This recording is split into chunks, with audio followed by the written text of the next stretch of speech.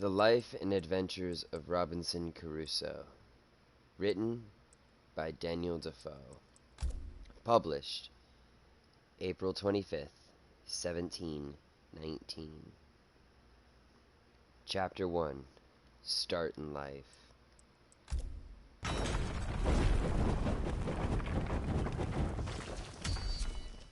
Those sound effects are a little loud. I was born in the year 1632, in the city of York, of a good family, though not of that country, my father being a foreigner of Bremen who settled first at Hull.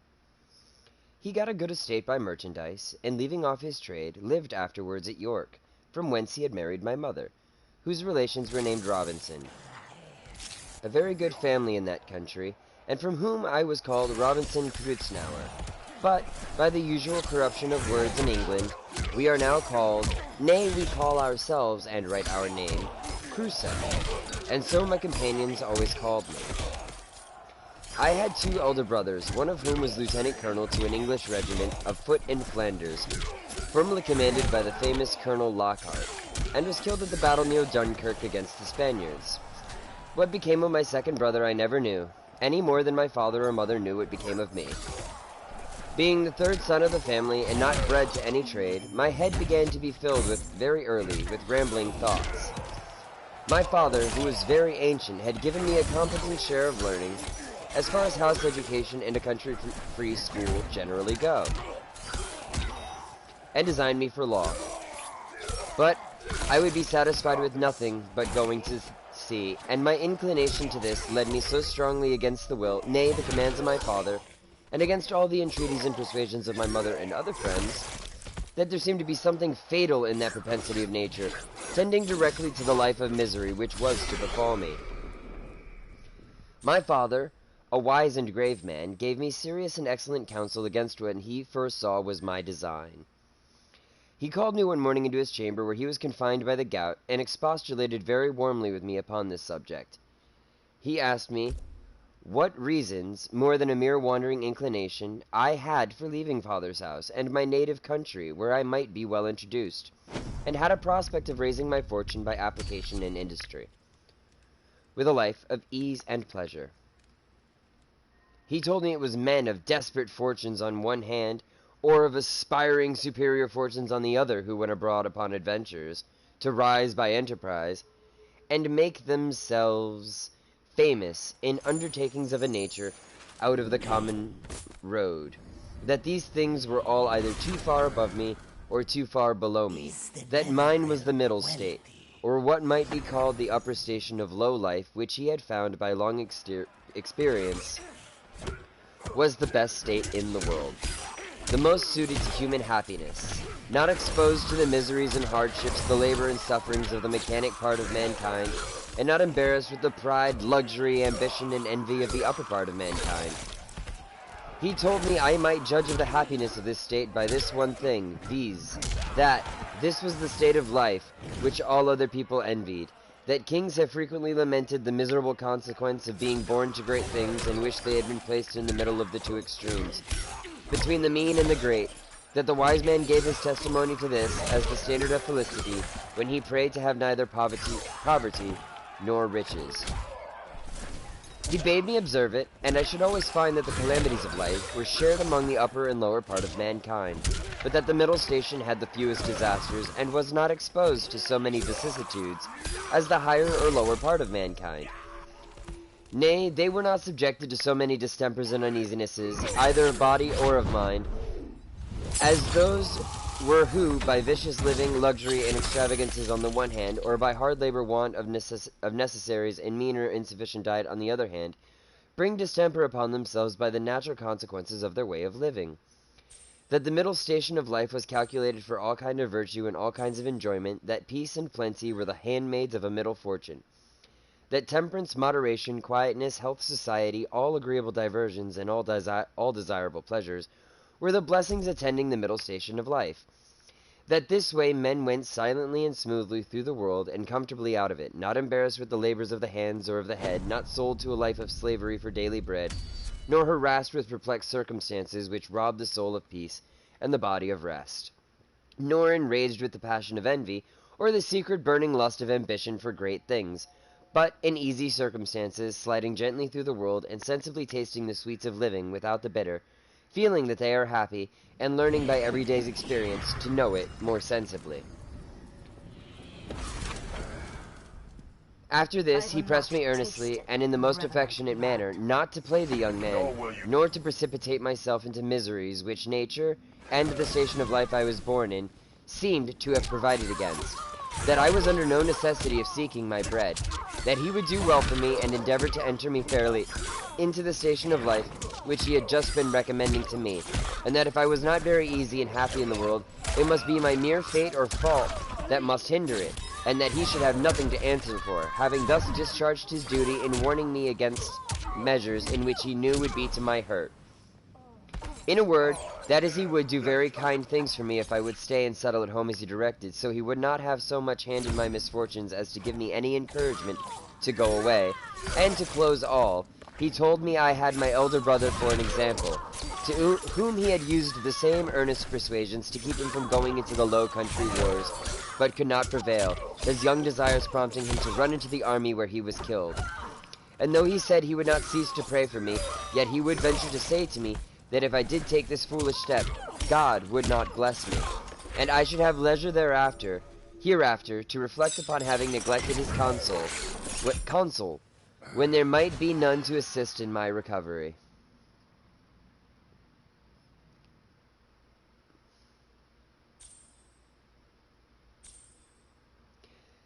I observed in this last part of his discourse, which was truly prophetic, though I suppose my father did not know it to be himself. I say, I observed the tears run down his face very plentifully, especially when he spoke of my brother who was killed. And that when he spoke of my having leisure to repent and none to assist me, he was so moved that he broke off the discourse, and told me his heart was so full he could say no more to me. I was sincerely affected with this discourse, and indeed who could be otherwise? And I resolved not to think of going abroad any more, but to settle at home according to my father's desire. But alas, a few days wore it all off, and in short, to prevent any of my father's further importunities, in a few weeks after I resolved to run quite away from him. However, I did not act quite so hastily as the first heat of my resolution prompted. But I took my mother at a time when I thought her a little more pleasant than ordinary, and told her that my thoughts were so entirely bent upon seeing the world, that I should never settle to anything with resolution enough to go through with it, and my father had better give me his consent than force me to go without it, that I was now 18 years old, which was too late to go apprentice to a trade or clerk to an attorney, that I was sure if I did I should never serve out my time, but I should certainly run away from my master before my time was out, and go to sea, and if she would speak to my father to let me go one voyage abroad, if I came home again and did not like it, I would go no more, and I would promise by a double diligence to recover the time that I had lost. This put my mother into a great passion. She told me she knew it would be to no purpose to speak to my father upon any such subject, that he knew too well what was my interest to give his consent to anything so much for my hurt, and that she wondered how I could think of any such thing after the discourse I had had with my father. And such kind and tender expressions as she knew my father had used to me, and that, in short, if I would ruin myself, there was no help for me, but I might depend I should never have their consent to it, that for her part she would not have so much hand in my destruction, and I should never have it to say that my mother was willing when my father was not. Though my mother refused to move it to my father, yet I heard afterwards that she reported all the discourse to him, and that my father, after showing a great concern at it, said to her with a sigh, "That boy might be happy if he would stay at home, but if he goes abroad, he will be the most miserable wretch that was ever born. I can give no consent to it." It was not till almost a year after this that I broke loose, though, in the meantime, I had continued obstinately deaf to all proposals of settling to business, and frequently expostulated with my mother and father about their being so positively determined against what they knew my inclinations prompted me to. But, being one day at Hull, where I went casually, and without any purpose of making an elopement at that time, but, I say being there, and one of my companions being about to sail to London in his father's ship, and prompting me to go with them, prompting me to go with them with the common allurement of seafaring men, that it should cost me nothing for my passage, I consulted neither father nor mother any more, nor so much as sent them word of it.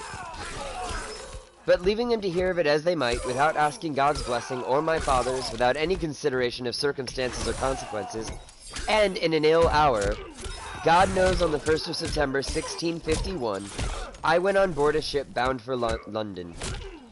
Never any young adventurer's misfortunes, I believe, began sooner or continued longer than mine. The ship was no sooner out of the Humber than the wind began to blow, and the sea to rise in a most frightful manner. And as I had never been at sea before, I was most inexpressibly sick in body and terrified in mind. I began now seriously to reflect upon what I had done, and how justly I was overtaken by the judgment of heaven for my wicked leaving my father's house, and abandoning my duty. All the good counsels of my parents, my father's tears and my mother's entreaties came now fresh into my mind, and my conscience, which was not yet come to the pitch of hardness to which it has since, reproached me with the contempt of advice, and the breach of my duty to God and my father. After this while, the storm increased and the sea went very high, though nothing like what I have seen many times since. No, not what I saw a few days after, but it was enough to affect me then, who was but a young sailor, and had never known anything of the matter. I expected every wave would have swallowed us up, and that every time the ship fell down, as I thought it did, in the trough or hollow of the sea, we should never rise more. In this agony of mind I made many vows and resolutions, that if it would please God to spare my life in this one voyage, if ever I got once my foot upon dry land again, I would go directly home to my father, and never set it into a ship again while I lived. That I would take his advice, and never run myself into such miseries as these any more. Now I saw plainly the goodness of his observations about the middle station of life, how easy, how comfortably he had lived all his days, and never had been exposed to tempests at sea, or troubles on shore, and I resolved that I would, like a true repenting prodigal, go home to my father. These wise and sober thoughts continued all the while the storm lasted, and indeed some time after. But the next day the wind was abated, and the sea calmer, and I began to be a little inured to it. However, I was very grave for all that day, being also a little seasick still. But towards the night the weather cleared up, the wind was quite over, and a charming fine evening followed. The sun went down perfectly clear, and rose so the next morning. And having little or no wind and a smooth sea, the sun shining upon it, the sight was, as I thought, the most delightful that I had ever saw. The most delightful that ever I saw. I had slept well in the night, and was now no more seasick, but very cheerful, looking with wonder upon the sea that was so rough and terrible the day before, and could be so calm and so pleasant in so little a time after. And now, lest my good resolution should continue, my companion, who had enticed me away, comes to me. "Well, Bob," says he, clapping me upon the shoulder, "how do you do after it? I warrant you were frighted, weren't you, last night, when it blew out a capful of wind?" "A capful, do you call it?" said I. "'Twas a terrible storm." "A storm? You fool you," he replies. "Do you call that a storm? Why, it was nothing at all. Give us but a good ship and sea room, and we think nothing of such a squall of wind as that. But you're but a freshwater sailor, Bob. Come, let us make a bowl of punch, and we'll forget all that. Do you see what charming weather 'tis now?" To make short this sad part of my story, we went the way of all sailors. The punch was made, and I was made half drunk with it, and in that one night's wickedness I drowned all my repentance, all my reflections upon my past conduct, all my resolutions for the future. In a word, as the sea was returned to its smoothness of surface and settled calmness by the abatement of that storm, so the hurry of my thoughts being over, my fears and apprehensions of being swallowed up by the sea being forgotten, and the current of my former desires returned, I entirely forgot the vows and promises that I had made in my distress. I found indeed some intervals of reflection, and the serious thoughts did, as it were, endeavor to return again and sometimes. But I shook them off, and roused myself from them, as it were, from a distemper.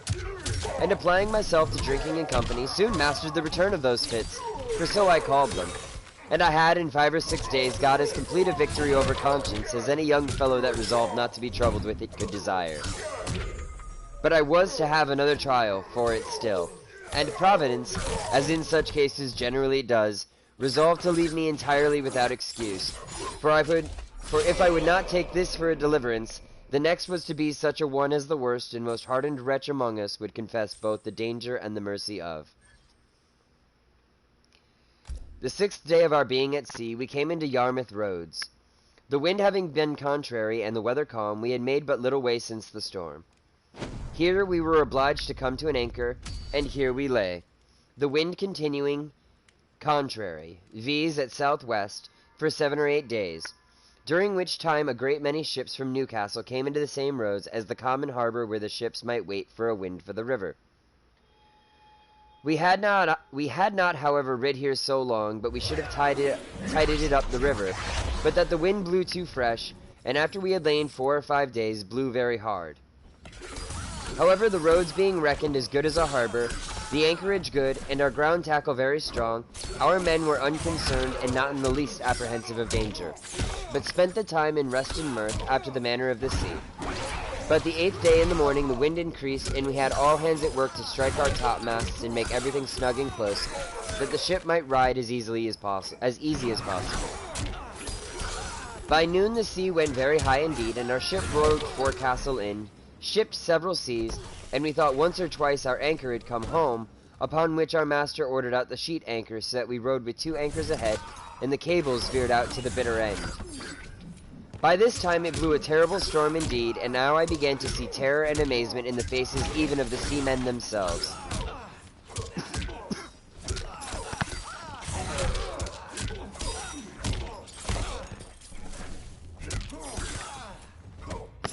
The master, though vigilant in the business of preserving the ship, yet as he went in and out of his cabin by me, I could hear him softly to himself The master, though vigilant in the business of preserving the ship, yet as he went in and out of his cabin by me, I could hear him softly to himself say, several times, Lord be merciful to us, we shall be all lost, we shall be all undone, and the like. During these first hurries I was stupid, lying still in my cabin, which was in the steerage, and cannot describe my temper. I could ill resume the first penitence which I had so apparently trampled upon and hardened myself against. I thought the bitterness of death had been past, and that this would be nothing like the first. But when the master himself came to me, as I said just now, and said we should be all lost, I was dreadfully frighted. I got up out of my cabin and looked out, but such a dismal sight I never saw. The sea ran mountains high and broke upon us every 3 or 4 minutes. When I could look about, I could see nothing but distress round us. 2 ships that rode near us, we found, had cut their masts by the board, being deep laden, and our men cried out that a ship which rode about a mile ahead of us was foundered. 2 more ships being driven from their anchors were run out of the roads to sea at all adventures, and that with not a mast standing. The light ships fared the best, as not so much laboring in the sea, but 2 or 3 of them drove and came close by us, running away with only their spritsail out before the wind. Towards evening, the mate and boatswain begged the master of the ship to let them cut away the foremast, which he was very unwilling to do. But the boatswain protesting to him that if he did not, the ship would founder, he consented. And when they had cut away the foremast, the mainmast stood so loose, and the ship shook so much, they were obliged to cut that away also, and make a clear deck. Anyone may judge what a condition I must be in at all this, who was but a young sailor, and who had been in such a fright before it but a little. But, if I can express at this distance the thoughts I had about me at that time, I was in tenfold more horror of mind upon account of my former convictions, and the having returned from them to the resolutions I had wickedly taken at first, that I was at death itself, and these, added to the terror of the storm, put me into such a condition that I can by no words describe it. But the worst was not come yet. The storm continued with such fury that the seamen themselves acknowledged they had never seen a worse. We had a good ship, but she was deep laden and wallowed in the sea, so that the seamen every now and then cried out she would founder. It was my advantage in one respect that I did not know what they meant by founder till I inquired. However, the storm was so violent that I saw, what is not often seen, the master, the boatswain, and some others more sensible than the rest, at their prayers, and expecting every moment when the ship would go to the bottom. In the middle of the night, and under all the rest of our distresses, one of the men that had been down to sea cried out that we had sprung a leak. Another said there was 4 feet water in the hold. Then all hands were called to the pump. At that word, my heart, as I thought, died within me, and I fell backwards upon the side of my bed where I sat, into the cabin. However, the men roused me and told me that I, that was able to do nothing before, was as well able to pump as another, at which I stirred up and went to the pump and worked very heartily. While this was doing, the master, seeing some light colliers, who was not able to ride out the storm, were obliged to slip and run away to sea, and would come near us, ordered to fire a gun as a signal of distress. I, who knew nothing what they meant, thought the ship had broken, or some dreadful thing happened. In a word, I was so surprised that I fell down in a swoon. As this was a time when everybody had his own life to think of, nobody minded me or what was become of me. But another man stepped up to the pump, and thrusting me aside with his foot, let me lie, thinking I had been dead, and it was a great while before I came to myself. We worked on, but the water increasing in the hold, it was apparent that the ship would founder, and though the storm began to abate a little, yet it was not possible she could swim till we might run into any port. So the master continued firing guns for help, and a light ship, who had rid it out just ahead of us, ventured a boat out to help us. It was with the utmost hazard the boat came near us, but it was impossible for us to get on board, or for the boat to lie near the ship's side, till at last, the men rowing very heartily and venturing their lives to save ours, our men cast them a rope over the stern with a buoy to it, and then veered it out a great length, which they, after much labor and hazard, took hold of, and we hauled them close under our stern, and got all into their boat. It was to no purpose for them or us, after we were in the boat, to think of reaching their own ship, so all agreed to let her drive, and only to pull her in toward shore as much as we could, and our master promised them that if the boat was staved upon shore, he would make it good to their master. So, partly rowing and partly driving, our boat went away to the northward, sloping toward the shore almost as far as Winterton Ness. We were not much more than a quarter of an hour out of our ship till we saw her sink, and then I understood for the first time what was meant by a ship foundering in the sea. I must acknowledge I had hardly eyes to look upon when the seamen told me she was sinking, for from the moment that they rather put me into that boat than that I might be said to go in, my heart were, as it were, dead within me, partly with fright, partly with horror of mind, and the thoughts of what was yet before me. He damn well better be. While we were in this condition, the men laboring at the oar to bring the boat near shore, we could see, when our boat mounting the waves we were able to see the shore, a great many people running along the strand to assist us when we should come near. But we made but slow way towards the shore, nor were we able to reach the shore till being past the lighthouse in Winterton, the shore falls off to the westward towards Cromer, and so the land broke off a little the violence of the wind. Here we got in, and though not without much difficulty, got all safe on shore, and walked afterwards on foot to Yarmouth, where, as unfortunate men, we were used with great humanity, as well by the magistrates of the town who assigned us good quarters, as by particular merchants and owners of ships, and had money given us sufficient to carry us either back to London or back to Hull as we thought fit. Had I now had the sense to have gone back to Hull and have gone home, I had been happy. And my father, as in our blessed Saviour's parable, had even killed the fatted calf for me. For hearing the ship I went away let me just try this. For hearing the ship I went away in was cast away in Yarmouth roads, it was a great while before he had any assurances I was not drowned. But my ill fate pushed me on now with an obstinacy that nothing could resist. And though I had several times loud calls from my reason and my more composed judgment to go home, yet I had no power to do it. I know not what to call this, nor will I urge that it is a secret overruling decree that hurries us on to be the instruments of our own destruction. even though it be before us, and that we rush upon it with our eyes open. Certainly nothing but some such decreed unavoidable misery, which it was impossible for me to escape, could have pushed me forward against the calm reasonings and persuasions of my most retired thoughts, and against two such visible instructions as I had met with in my first attempt.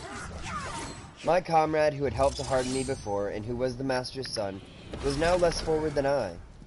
The first time he spoke to me after we were at Yarmouth, which was not till 2 or 3 days, for we were separated in the town to several quarters, I say the first time he saw me, it appeared his tone was altered, and looking very melancholy, and shaking his head, he asked me how I did, and telling his father who I was, and how I had come this voyage only for a trial, in order to go further abroad, his father, turning to me with a very grave and concerned tone, "Young man," says he, "you ought never to go to sea any more. You ought to take this for a plain and visible token that you are not to be a seafaring man." "Why, sir," said I, "will you go to sea no more?" "That is another case," said he. "It is my calling, and therefore my duty. But as you made this voyage on trial, you see what a taste heaven has given you of what you are to expect if you persist. Perhaps this has all befallen us on your account, like Jonah in the ship of Tarshish. Pray," continues he, "what are you, and on what account did you go to sea?" Upon that I told him some of my story, at the end of which he burst out into a strange kind of passion. "What had I done," says he, "that such an unhappy wretch should come into my ship? I would not set my foot in the same ship with thee again for 1,000 pounds. This indeed was, as I said, an excursion of his spirits, which were yet agitated by the sense of his loss, and was farther than he could have authority to go. However, he afterwards talked very gravely to me, exhorting me to go back to my father, and not tempt Providence to my ruin, telling me I might see a visible hand of heaven against me. And, young man, said he, depend upon it, if you do not go back, wherever you go, you will meet with nothing but disasters and disappointments till your father's words are fulfilled upon you." We parted soon after, for I made him little answer, and I saw him no more. Which way he went, I knew not. As for me, having some money in my pocket, I travelled to London by land, and there, as well as on the road, had many struggles with myself what course of life I should take, and whether I should go home or to sea. As to going home, shame opposed the best motions that offered to my thoughts, and it immediately occurred to me how I should be laughed at among the neighbours, and should be ashamed to see, not my father and mother only, but even everybody else, from whence I had since often observed how incongruous and irrational the common temper of mankind is, especially of youth, to that reason which ought to guide them in such cases, viz., that they are not ashamed to sin, and are yet ashamed to repent, not ashamed of the action for which they ought justly to be esteemed fools, but are ashamed of the returning, which only can make them be esteemed wise men. In this state of life, however, I remained some time, uncertain what measures to take, and what course of life to lead. An irresistible reluctance continued to going home, and as I stayed away a while, the remembrance of the distress I had been in wore off, and as that abated, the little motion I had in my desires to return wore off with it, till at last I quite laid aside the thoughts of it, and looked out for a voyage.